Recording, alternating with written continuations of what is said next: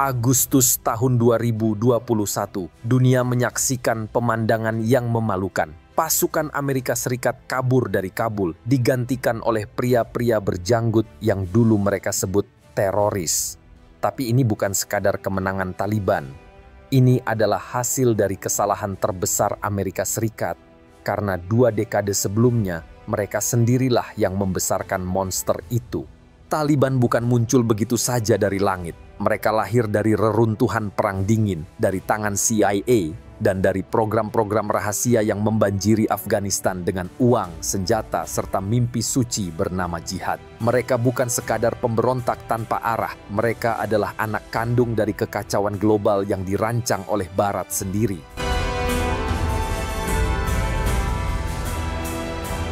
Tahun 1979, pasukan Uni Soviet menginvasi Afghanistan. Mereka datang dengan tank, pesawat tempur, dan ambisi besar, menanamkan komunisme di jantung Asia Tengah. Namun, bagi Amerika Serikat, ini bukan sekadar bencana, tapi juga peluang emas. Washington tak bisa membiarkan Moskow memperluas pengaruhnya di kawasan yang begitu strategis, di ambang pintu Timur Tengah, dan begitu dekat dengan jalur energi dunia. Maka lahirlah Operation Cyclone, skema rahasia paling ambisius yang pernah disulap oleh CIA. Di balik pintu tertutup Gedung Putih dan markas CIA di Langley, disetujui anggaran luar biasa. Lebih dari 3 miliar dolar digelontorkan selama 1 dekade. Ini bukan sekadar operasi intelijen. Ini adalah pabrik penciptaan militan dengan satu tujuan, mengubah Afghanistan menjadi kuburan bagi Soviet. Zbigniew Brzezinski, penasihat keamanan nasional Presiden Jimmy Carter, pernah mengungkapkan secara terang-terangan, kita sekarang memiliki kesempatan untuk memberikan Uni Soviet perang Vietnamnya sendiri. Artinya, Amerika Serikat ingin Uni Soviet terjebak dalam perang yang panjang, melelahkan dan menguras kekuatan di Afghanistan. Persis seperti pengalaman buruk yang pernah dialami Amerika Serikat di Vietnam. CIA tentu saja tidak bermain sendirian dalam permainan catur besar ini. Mereka menggandeng erat Badan Intelijen Pakistan yang dikenal dengan nama ISI, Inter-Services Intelligence, yang kemudian menjelma menjadi tangan kanan Amerika Serikat. Melalui merekalah, gelombang demi gelombang senjata disalurkan, pelatihan militer diberikan, dan doktrin jihad disebarkan. Jalur distribusinya dimulai dari pabrik-pabrik senjata Amerika Serikat dan Israel. Semua senjata ini dikirim secara diam-diam melalui Pakistan sebelum akhirnya diteruskan ke perbatasan Afghanistan. Di garis depan, beberapa tokoh lokal mulai jadi sorotan. Ada Gulbuddin Hekmatyar, dikenal kejam terhadap sesama mujahidin.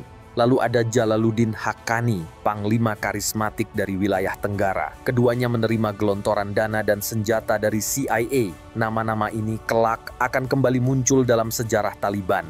Di balik layar ada satu sosok politisi Amerika Serikat yang tak kalah penting, Charlie Wilson, anggota Kongres dari Texas yang melobi ratusan juta dolar untuk mendanai perang suci ini. Tak heran jika di Washington ia sampai dijuluki Kongres Mujahidin. Tapi medan tempur yang sesungguhnya bukan hanya di pegunungan dan lembah-lembah Afghanistan. Ada arena lain, lebih sunyi, lebih dalam dan jauh lebih berbahaya. Ribuan sekolah agama yang menjamur di wilayah perbatasan Pakistan-Afghanistan. Sekolah-sekolah ini didanai oleh lembaga-lembaga asing dan menyebarkan interpretasi Islam yang keras, dibalut semangat militan dan kebencian terhadap kekuatan asing. Disinilah generasi muda pengungsi yang kehilangan keluarga, rumah, dan masa depan didoktrin dan dilatih untuk mati demi jihad. Mereka tidak diajarkan komputer, sains, atau sejarah. Mereka hanya diajarkan satu hal, bahwa mati di jalan Tuhan adalah kemenangan dan membunuh musuh Tuhan adalah jalan menuju surga. Di tengah reruntuhan perang, di antara genangan darah anak-anak yatim, sebuah ideologi baru mulai tumbuh. Bukan ideologi asli Afghanistan, melainkan hasil rekayasa dari percaturan geopolitik global. Cikal bakal Taliban masih samar, belum bernama, namun benihnya telah ditanam. Benih itu disemai oleh senjata Amerika Serikat, disiram oleh propaganda perang, dan dijaga oleh mata-mata Pakistan. Ketika Uni Soviet akhirnya angkat kaki dari Afghanistan pada tahun 1989, Washington merayakannya sebagai kemenangan besar. Tapi bagi rakyat Afghanistan itu bukan akhir dari penderitaan. Justru itulah awal dari neraka yang lebih mengerikan. Uni Soviet memang pergi, tapi yang mereka tinggalkan hanyalah puing-puing sebuah negara tanpa pemerintahan yang kuat. Presiden Muhammad Najibullah, bekas boneka Soviet, memang sempat bertahan di Kabul. Namun tanpa dukungan dari Moskow yang baru saja bubar, kekuasaannya pun segera runtuh. Di luar ibu kota, para panglima mujahidin yang dulu bersatu melawan Soviet, kini justru saling mencabik. Kabul berubah menjadi ladang perang antar fraksi. Hekmatyar yang dulu berkoar ingin membebaskan rakyat, kini justru membombardir kota dengan roket, membunuh warga sipil yang tak berdosa. Sementara itu, Haqqani, Rabbani, Sayyaf, dan yang lainnya ikut berebut kekuasaan. Bukan demi rakyat, bukan demi negara, tapi demi wilayah, senjata, dan kekayaan pribadi. Afghanistan terperosok menjadi negara gagal. Kota-kota hancur, ekonomi lumpuh, dan rakyat dicekam ketakutan, tanpa jeda, tanpa harapan. Lembaga-lembaga sosial tak lagi ada. Polisi, pengadilan, pendidikan, semuanya lenyap, ditelan kekacauan. Rakyat hanya mengenal satu rasa, kelelahan yang tak berkesudahan. Di tengah kekosongan itu, ribuan anak yatim dan pengungsi yang tumbuh besar di kem-kem wilayah Pakistan mulai kembali ke tanah air mereka. Mereka adalah generasi yang pernah belajar di sekolah-sekolah agama garis keras, di perbatasan yang panas dan tak pernah damai. Mereka tak punya pekerjaan, tak punya masa depan, dan tak punya lagi rasa percaya pada elit-elit mujahidin yang telah mengkhianati revolusi mereka sendiri. Dan disinilah muncul satu sosok yang diam-diam mulai menyatukan amarah dan kekecewaan mereka, Mullah Muhammad Omar. Veteran perang melawan Uni Soviet ini bukan politisi, bukan pula pemimpin faksi besar. Ia hanyalah seorang ulama lokal di Kandahar, wilayah selatan Afghanistan. Namun di mata para mantan pejuang muda yang muak pada perang saudara dan korupsi, Mullah Omar menjadi simbol kesederhanaan, kesalehan, dan keadilan. Dalam satu insiden yang kelak banyak disebut sebagai momen kelahiran Taliban, Mullah Omar memimpin sekelompok pejuang bersenjata seadanya untuk menyelamatkan dua gadis dari tangan seorang komandan lokal yang memperkosa mereka. Komandan itu dihukum gantung, jasadnya dipajang di atas tank bekas Uni Soviet sebagai peringatan dan sebagai pesan bahwa zaman telah berubah. Berita itu menyebar dengan cepat. Nama Taliban, yang berarti para pelajar, mulai disebut-sebut. Mereka dianggap bukan sekadar milisi biasa, melainkan pejuang moral, pembawa ketertiban di tengah kekacauan. Dari Kandahar, Taliban tumbuh dengan sangat cepat. Mereka tidak berbicara tentang politik, mereka tidak mengejar kursi parlemen atau mengincar jabatan menteri. Yang mereka tawarkan hanya satu, keadilan dan ketertiban berdasarkan hukum Islam versi mereka. Dan di tengah keputusasaan nasional, tawaran itu terdengar seperti seberkas harapan. Tapi harapan ini tidak berdiri sendiri, ada yang menopangnya dari belakang. Badan Intelijen Pakistan melihat Taliban sebagai alat strategis untuk mengamankan perbatasan dan memperluas pengaruh mereka di Afghanistan. Taliban diberi logistik, dilatih secara militer, dibantu dalam komunikasi tempur, dan yang paling mengejutkan, Taliban tidak hanya dibiarkan tumbuh, tapi secara tidak langsung justru dilindungi. Selama mereka tidak mengusik kepentingan Barat dan selama mereka tidak meneriakan anti-Amerika, Washington memilih diam. Bagi para perancang strategi global, kekacauan di Afghanistan hanyalah bagian kecil dari peta yang lebih besar. Maka, siapa yang berkuasa di sana, selama bisa dikendalikan atau diabaikan, bukanlah persoalan utama. Yang lahir dari keputusan ini dalam waktu singkat akan mengguncang dunia. Di tahun 1994, gelombang Taliban mulai membesar dari selatan. Kandahar jatuh ke tangan mereka hampir tanpa perlawanan. Penduduk kota yang selama bertahun-tahun hidup dalam ketakutan akibat perang antar faksi mujahidin, justru menyambut mereka seolah menemukan kembali harapan yang lama hilang. Di mata rakyat, Taliban bukan sekadar kelompok bersenjata. Mereka adalah pemuda-pemuda sederhana yang tidak menjarah, tidak merampok, dan menegakkan hukum, walaupun dengan tangan besi. Di kota-kota yang mereka kuasai, pencuri dihukum potong tangan, pemerkosa dihukum gantung, dan perang saudara dipaksa berhenti. Semua itu dilakukan cepat, tanpa sidang panjang dan tanpa intrik politik. Dan di balik layar, Pakistan terus mendorong laju Taliban. Dengan logistik, pelatihan, dan persenjataan dari ISI, Taliban berhasil menundukkan kota demi kota. Mereka bahkan membuka jalur perdagangan penting ke Asia Tengah yang semula macet karena konflik. Pada tahun 1996, hanya 2 tahun sejak kemunculannya, Taliban berhasil merebut jantung negara, ibu kota Kabul. Kota itu jatuh tanpa pertempuran besar. Presiden Burhanuddin Rabbani melarikan diri ke utara. Sementara pasukan Hekmatyar tercerai-berai, tak mampu menghadang gelombang kekuatan baru yang datang dari selatan. Begitu mereka menguasai Kabul, Taliban langsung mengumumkan berdirinya Imarah Islam Afghanistan, dan Mullah Muhammad Omar, sosok misterius yang jarang muncul ke publik, dinyatakan sebagai Amirul Mukminin, pemimpin seluruh umat Muslim di Afghanistan. Simbol kekuasaan mereka dimulai dengan satu aksi brutal. Mantan Presiden Najibullah yang sempat ditahan di Kompleks Perserikatan Bangsa-Bangsa diseret keluar secara paksa. Ia disiksa, dibunuh, dan jasadnya digantung di tiang listrik di tengah kota Kabul. Pesannya jelas, Taliban tidak akan tunduk pada hukum internasional. Mereka akan memimpin dengan cara mereka sendiri. Dalam waktu singkat, hukum syariah ditegakkan secara ketat tanpa kompromi. Musik dilarang, bioskop ditutup, perempuan dilarang bekerja, apalagi bersekolah. Mereka wajib mengenakan burka penuh dan tidak boleh keluar rumah tanpa mahram. Kejam, iya, tapi stabil. Dan bagi rakyat yang sudah kenyang dengan kehancuran perang, stabilitas, meskipun berarti kehilangan kebebasan dan hak asasi, masih terdengar lebih baik daripada kekacauan yang tak berujung. Selama dunia barat masih sibuk dengan euforia pasca perang dingin dan pertumbuhan ekonomi, mereka belum benar-benar memperhatikan siapa sebenarnya Taliban. Amerika Serikat, Eropa, dan negara-negara tetangga hanya mencatat satu hal. Setidaknya, perang saudara di Afghanistan sudah berhenti. Namun ada satu hal yang mulai membuat dunia khawatir, kedekatan Taliban dengan kelompok-kelompok radikal lintas batas negara.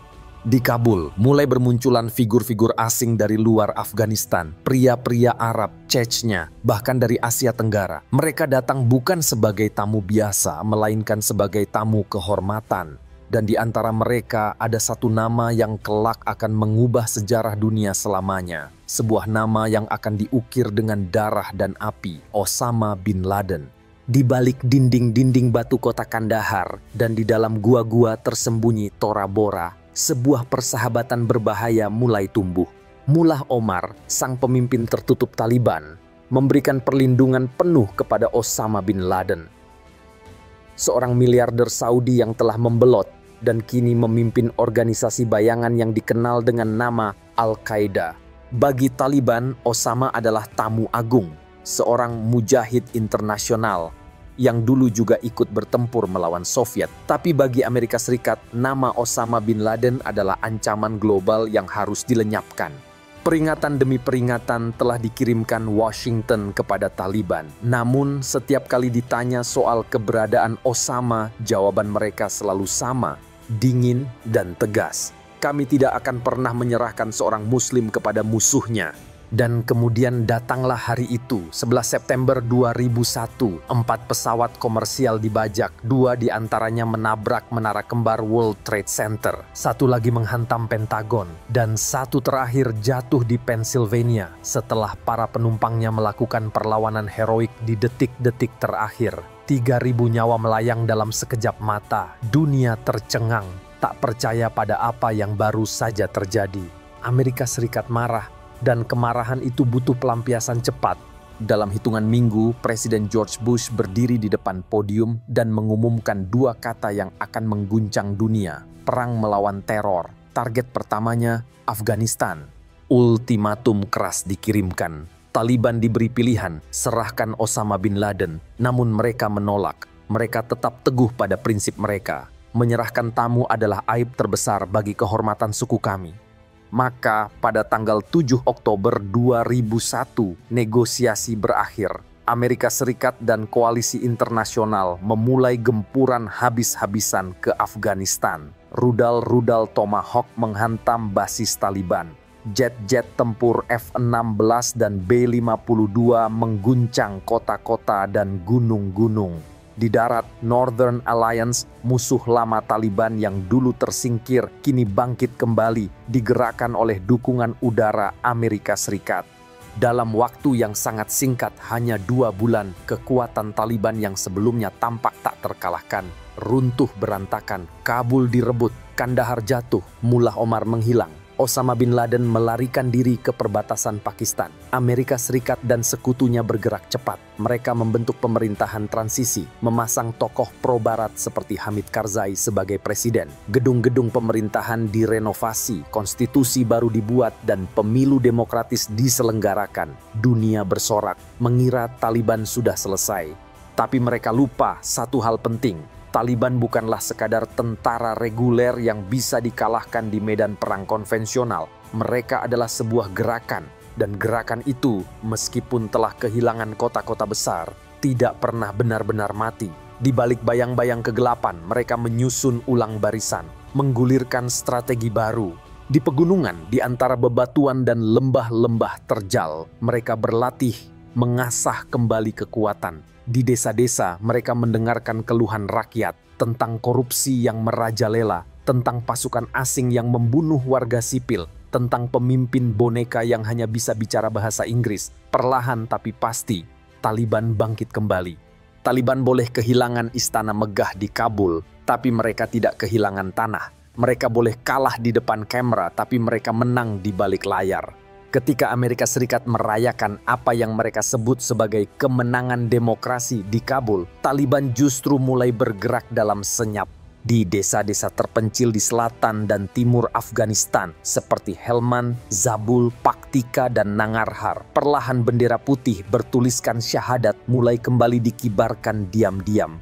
Mereka bukan lagi pasukan konvensional dengan seragam militer. Mereka bertransformasi menjadi gerilyawan tak terlihat, menyatu dengan rakyat. Mereka tak berperang di siang hari, tapi meledakkan konvoi NATO di kegelapan malam. Sambil menunggu waktu yang tepat, Taliban membangun kembali jaringan bawah tanah mereka. Di Pakistan, khususnya di wilayah suku seperti Waziristan dan Quetta, Taliban menemukan perlindungan aman. Bukan dari rakyat biasa, melainkan dari fraksi-fraksi dalam militer Pakistan yang diam-diam masih mendukung mereka. Terutama satu nama, ISI, Inter-Services Intelligence, badan intelijen yang sejak era Soviet sudah dikenal sebagai pemain utama di kawasan. Amerika tahu persis apa yang terjadi di balik punggung mereka, tapi mereka tak bisa berbuat banyak karena Pakistan adalah sekutu formal dalam perang melawan teror. Taliban juga mulai merekrut generasi baru, anak-anak muda yang tak pernah mengenal masa Soviet tapi tumbuh di bawah bayang-bayang pendudukan asing. Anak-anak yang menyaksikan ayah mereka dibunuh oleh drone, ibu mereka dilecehkan dalam razia, dan pemimpin lokal mereka hidup makmur dari dana bantuan Amerika. Kekecewaan itu bagai bara dalam sekam yang berubah menjadi bahan bakar ideologis untuk membakar semangat perlawanan mereka. Dan mulai tahun 2005, serangan Taliban mulai meningkat lagi. Bom pinggir jalan meledak tanpa aba-aba. Konvoi militer dihantam peluru dari balik bukit. Jalan-jalan gurun menjadi arena penyergapan mendadak. Dan di tengah kota yang ramai, serangan bunuh diri kembali menghantui warga sipil.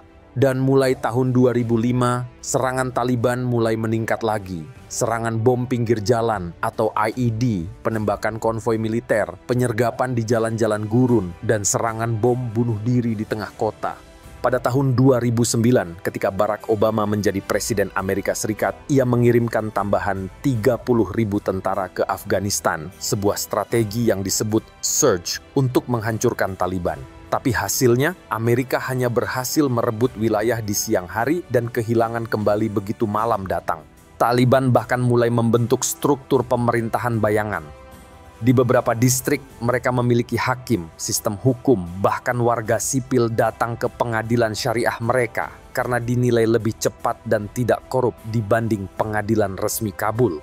Sementara itu, pemerintah pusat Afghanistan yang didukung Amerika justru semakin terpuruk. Skandal korupsi bermunculan. Para pejabat hidup mewah di Dubai, anak-anak mereka berfoya-foya di luar negeri, sementara rakyat terjebak dalam kemiskinan dan ketakutan.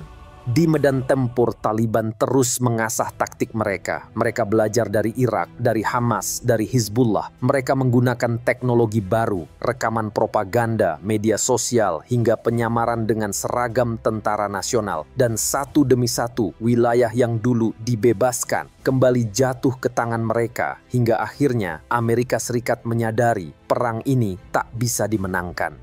Pada Februari 2020 di Doha, Qatar, sebuah pemandangan yang tak pernah terbayangkan terjadi. Amerika Serikat, sang negara adidaya, menandatangani kesepakatan damai dengan Taliban. Bukan dengan pemerintah Afghanistan yang mereka dukung, melainkan langsung dengan pihak yang selama 2 dekade mereka sebut sebagai teroris. Isinya jelas, Amerika akan menarik semua pasukannya paling lambat tahun 2021. Sebagai gantinya, Taliban berjanji tidak akan memberikan tempat bagi kelompok teroris internasional dan akan ikut serta dalam dialog perdamaian. Tapi semua orang tahu, itu bukan kesepakatan damai, itu adalah pengakuan kekalahan. Taliban tidak menghentikan perang, mereka justru mempercepat langkah. Sambil menunggu tanggal penarikan pasukan Amerika, mereka menyusun strategi Blitzkrieg, perang kilat. Dan ketika pasukan terakhir Amerika mulai pergi, Taliban bergerak seperti badai. Pada Mei tahun 2021, mereka mulai merebut distrik-distrik kecil, bukan lewat perang frontal, melainkan melalui negosiasi. Banyak tentara pemerintah menyerah tanpa perlawanan. Senjata-senjata yang diberikan Amerika justru diserahkan begitu saja kepada Taliban. Dalam waktu 3 bulan, lebih dari 200 distrik jatuh ke tangan mereka. Agustus 2021 menjadi bulan kehancuran bagi pemerintah Kabul. Kota-kota besar seperti Herat, Kandahar, dan Mazar-i Sharif jatuh satu persatu, bukan dalam hitungan minggu, tapi dalam hitungan hari. Dan puncaknya, 15 Agustus 2021, Kabul, sang ibu kota, akhirnya jatuh. Presiden Ashraf Ghani melarikan diri ke luar negeri tanpa perlawanan. Pasukan keamanan bubar, istana presiden kosong. Taliban masuk dengan tenang dan mendeklarasikan kembali Emirat Islam Afghanistan. Di Bandara Kabul, dunia menyaksikan salah satu pemandangan paling memalukan dalam sejarah Amerika Serikat. Ribuan warga Afghanistan yang putus asa menyerbu landasan pacu mencoba naik ke pesawat evakuasi militer. Beberapa bahkan nekat bergelantungan di roda pesawat C-17 dan jatuh dari langit. Amerika datang dengan dalih membebaskan dan pergi dengan terbirit-birit. Taliban bahkan dengan tenang menggelar konferensi pers pertama mereka di Istana Presiden. Juru bicaranya, Zabihullah Mujahid, duduk tenang di depan mikrofon. Ia menyatakan bahwa mereka akan membentuk pemerintahan Islam dan mengampuni semua musuh. 20 tahun perang, tapi Taliban tetap berdiri. Amerika pulang dengan luka yang dalam, dan rakyat Afghanistan, sekali lagi mereka menjadi korban terjebak di tengah pertarungan 2 kekuatan besar yang tak pernah benar-benar peduli pada mereka.